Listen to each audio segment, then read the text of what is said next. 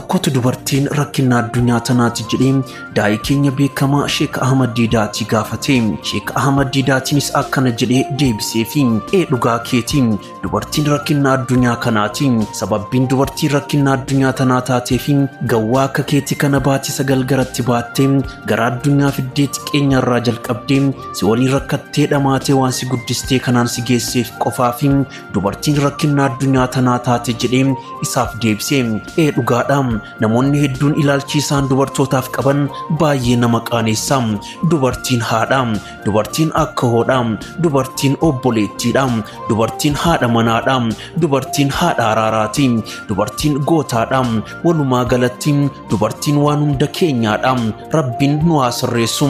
Waan hadha taajjabeerraa kana jechuu danda'e. Dubartiif kabajatu malaafi namoonni hordoftoota baay'ee horachuu barbaadan koomentii irratti gurbaa qaxalee jechuun barreessi.